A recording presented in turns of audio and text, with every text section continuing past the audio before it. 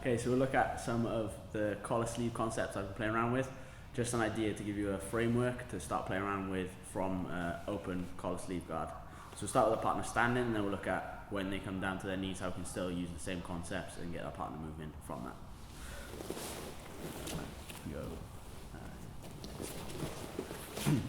So we're going to start with cross grip on the collar, mirrored side grip on the near side sleeve.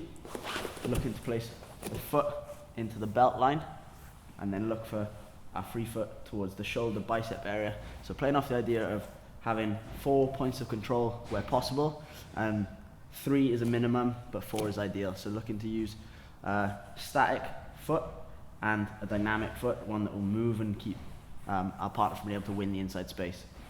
Now with this, everything is scrunching in, so I'm not looking to extend Omi away and pressing away. So if I start to press away, he just pops my foot down, starts to pass, I lose the control here. So I'm quite relaxed, everything's in. I use the tension, so similar to as if I was kite surfing, if Omi was the posture, I feel the tension and I use that rather than trying to pull him in or press him away. I just wait for him to use his posture. This free foot is just going to be dynamic, so if Omi starts to try and move about, I can track him, keeping everything tucked in, using my hips tucked in. So on the bottom, I'm trying to be like a ball and keep everything nice and tight. Now, the whole idea of this framework is if Omi starts to try and move around and circle his hand on the inside, I can use my dynamic foot to keep pummeling, keep him away, find the bicep, find the shoulder, with everything tucking in. With my hands, if Omi starts to try and move this hand back to try and deal with my foot, I can start to break grips, and similar with this posture grip. So to look at the sweeps that we want, I want to be able to pull Omi's chest in front of his lead knee. If he can sit backwards, then it's difficult to do this, but if I can start to get him moving and pull him up, it makes it really easy to start elevating him. So just trying to look at the idea of using the sole of my foot into his hip, get a bend in his body and take his chest in front of his lead knee, just to control his center of mass. So we'll look at that kind of elevation of just having our partner move, everything's tucked in, using the tension in the upper body to then move our hips underneath and get underneath our partner's center of mass. So Omi starts to move, I just track and follow, keep my 4 points of control, take my hips underneath, and I can start to elevate nicely and just having balance there. This can then lead to the first sweep we'll look at, where we can take our partner overhead. So we start to just frame, they start to move, as we start to elevate them and take them up, we can lift, tuck and follow.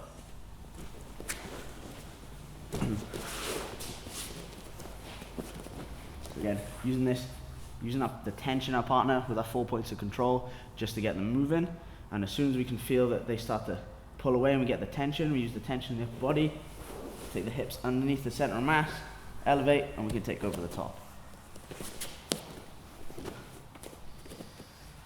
With this in mind, Omi knows that the threat of the overhead sweep is there, so as I start to try and move, he can start to try and posture away, but this leaves his near side arm open.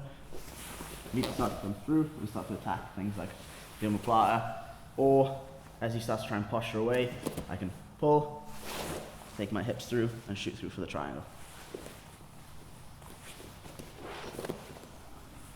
Look at from lower down now. So same idea here, before we start looking at what to do when they start to deal with the feet, is we can use the same idea of 4 points of control from the floor. So I can still take the collar sleeve grips, and I'm still going to look to use this dynamic foot to stop Omid winning the inside space. If I let Omid come in here, now it's difficult for me to frame. I have to change up the guard I want to play. So if I can keep my foot over the top, so if Omid tries to put his hand to my hip, he can either come over the top to the shoulder and frame, take it away, or I can bring my knee through here, then come back to the shoulder.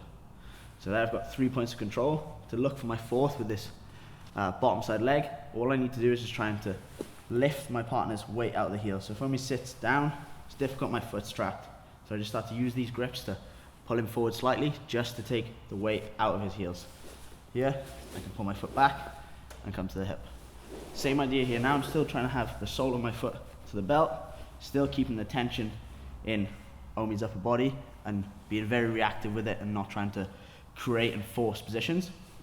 From here now I can start to look to frame, and we're going to look at taking his weight into a corner where he hasn't got a post. So I've taken a post, or an active post that he could use, out of the equation. What I can look to do now is, rather than trying to scissor sweep where Omi's strong, and thinking of kind of mechanically, sweep would need to take the center of mass outside the base of support. If I try and do this out to the side, Omi's center of mass is very central compared to his base of support in kind of this horizontal plane. If I can take him on this kind of 45-degree angle into a corner where he can't post, he has no base of support here, so as soon as I take his center of mass outside that, then I can get the sweep. So I can look to frame rather than chop. I'm just going to press in a strong movement of my legs, so rather than trying to heel kick, I can use big muscles to get a big press away, tuck his hand into my pocket, and I'm just going to start to use this top foot to get his top shoulder to move, take his center of mass out, and start to look to sweep out to the side. So again, on the floor, find 3 out of 4 as a minimum. Start to look for the 4th, so I pull, I can find the hip, adjust and find my guard, being very reactive. Now I can start to press onto the knee, take a center of mass outside the base of support, and follow up for the sweep.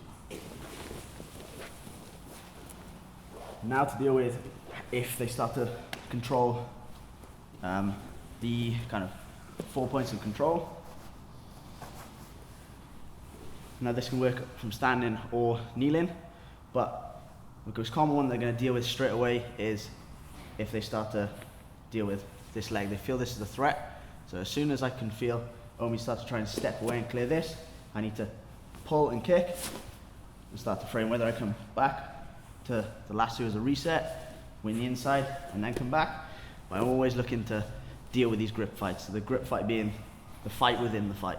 So you start to frame, return.